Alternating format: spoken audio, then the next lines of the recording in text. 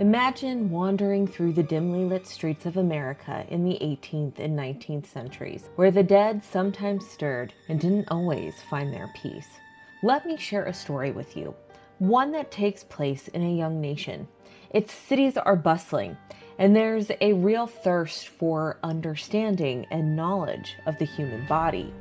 In lecture halls and candlelit amphitheaters, the next generation of American physicians were eager to uncover the secrets that only the dissected bodies of the deceased could share. So, how does a country satisfy that curiosity when it's nearly impossible to acquire fresh bodies for study? In response to this question, America stepped into one of its most unsettling chapters, where science, crime, and fear intertwine just below the surface of daily life. So come along as we dig into the real story of the Resurrectionists, better known as the Body Snatchers. This strange American fear was shaped by grave robbing for medical dissection, public panic, and even murder. As we journey, we'll meet infamous doctors, hear about scandalous student clubs, discover clever protective inventions, and explore cities rocked by riots and unrest. This isn't just a story, it's the real deal about how modern medicine fought its way, quite literally, out of the grave.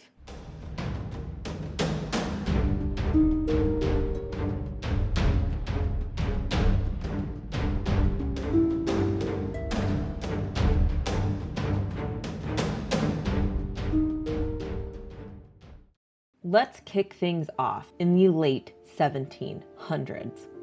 Medicine in colonial America was quite a tough situation. See, back in 1800, death was just a part of life. People were only living about 35 years on average. And formal medical education, well, it was just starting to get off the ground. Did you know that the University of Pennsylvania kicked things off by opening the first American medical school all the way back in 1765?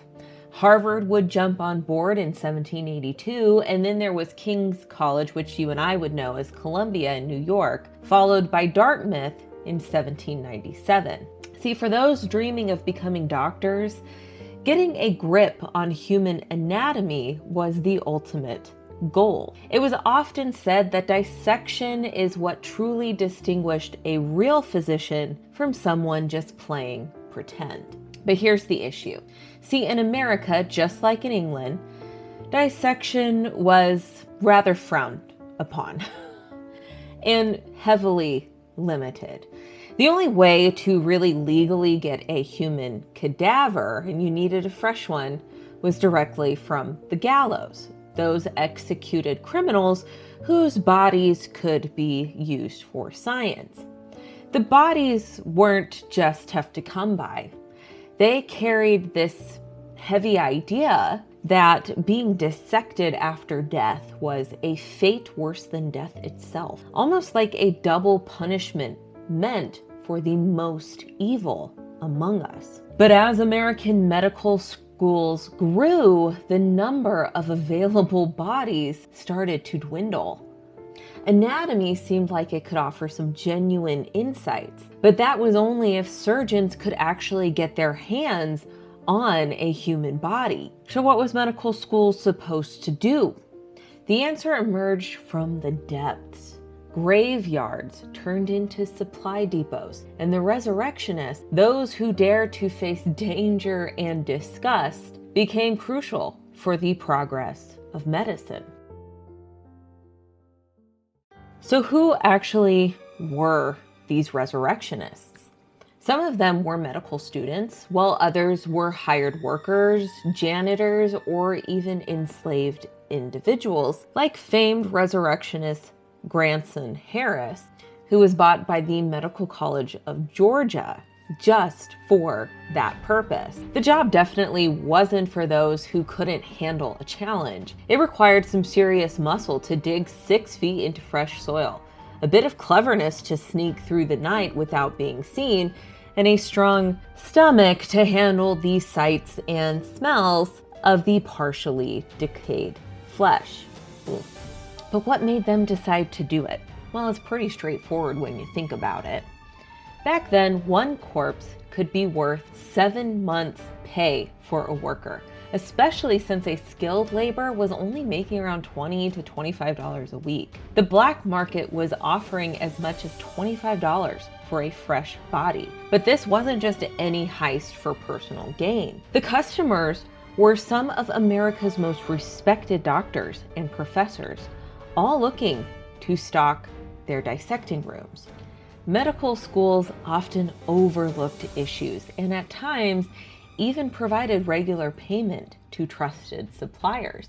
Dr. John Warren from Harvard, for instance, was known for leading the secretive Spunker Club, a group of students focused on obtaining fresh bodies for research. He said it best, quote, "The necessities of society clash with law and public opinion. The crime lies not in the act itself, but in allowing it to be found out," end quote. So let's dive into the anatomy of a crime and explore how grave robbers operated. Now imagine a moonlit night in either Philadelphia, Baltimore, or Boston around the year 1820. 3 guys sneak into a graveyard just a few hours after a funeral, shovels ready to go. Time really matters. The more refreshed the body, the more valuable it becomes. Rather than digging up the entire grave, they get to work efficiently by creating a narrow shaft at the end of the coffin. They break the wood open with a crowbar and then slip a rope or iron hook beneath the arms or around the neck. The body is uncovered and the shroud and clothes are placed back in the coffin. This keeps the outside looking untouched. More importantly, it makes sure that if they get caught, they won't face charges for theft of property, which was a serious crime. You know, one British resurrectionist once said that the secret was about, quote, decency and caution, end quote. It's funny how there seems to be more honor among thieves than the doctors that they actually worked with. The body would be taken away in sacks, barrels, or even tucked into casks of whiskey to hide the smell, which is how the phrase stiff drink came about, by the way. Body snatchers who found success often built networks and used scouts to go to funerals to keep an eye out for new burials.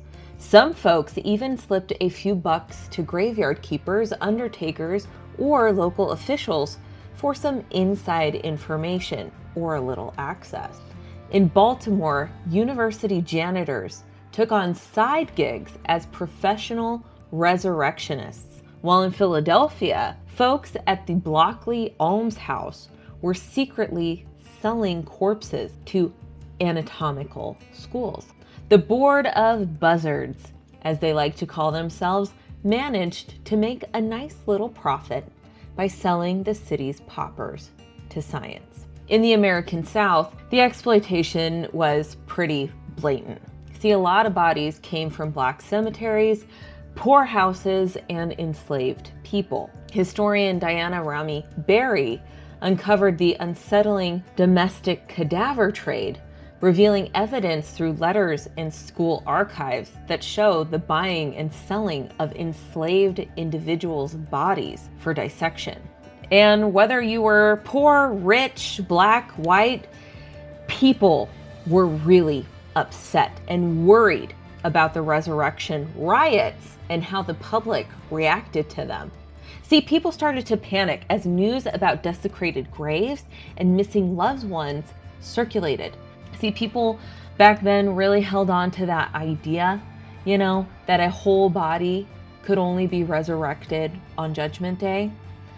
The thought of having family members' remains stolen, cut up, and thrown away was a nightmare that was hard to picture. It was believed to put their eternal soul at risk. And public outrage flared up repeatedly, leading to what people referred to as anatomy riots. The most well-known of these was New York's doctor riots in 1788, which was triggered by a rather shocking event. See, a medical student at New York Hospital reportedly waved a severed arm out of a window, joking with a group of boys that it belonged to one of the boys' recently buried and deceased mother. The boy dashed home, tears streaming down his face, and his father, shocked, found his wife's grave was empty. The city blew up.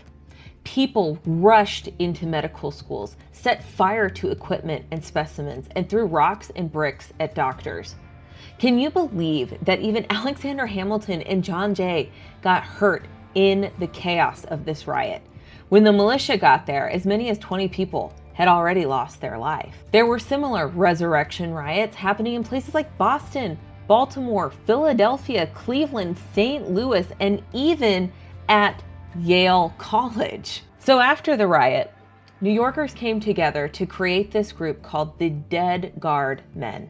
They took it upon themselves to patrol cemeteries every night, making sure the dead were safe. These guards, often armed and paid, were the first line of defense against resurrection men. However, their presence only seemed to confirm what the public feared the most. As fear spread, innovation followed closely behind. Families relied on technology and sheer strength to safeguard their loved ones who had passed away. They hired night watches, and family members took turns sitting by the grave for 3 to 4 days, hoping that the body would start to decay and ruin any chance of dissection. Some people got really creative with Mort safes, those iron cages they put over graves to keep body snatchers away. You could rent Mort safes from the local church or a Mort safe society. These heavy latticework structures were designed specifically to keep resurrectionists at bay. Patents took off for all sorts of serious deterrents. There were weighted stones, booby-trapped coffins set up with guns or alarms, and even these wild coffin torpedoes meant to injure or take out any daring thief who thought they could get away with it at night. Wealthier families constructed mausoleums and vaults or laid down thick slabs over the graves. On the other hand, though, the poor, whose bodies were at greater risk, could only hope for the best or come together to protect their loved ones. But sometimes being clever just couldn't compete with how desperate things got. A Mort safe kept the dead safe only until nature made them no longer useful for dissection, which was usually around 6 weeks. Once that happened, it'd be taken away and given to someone else, and the mysterious battle will start all over again.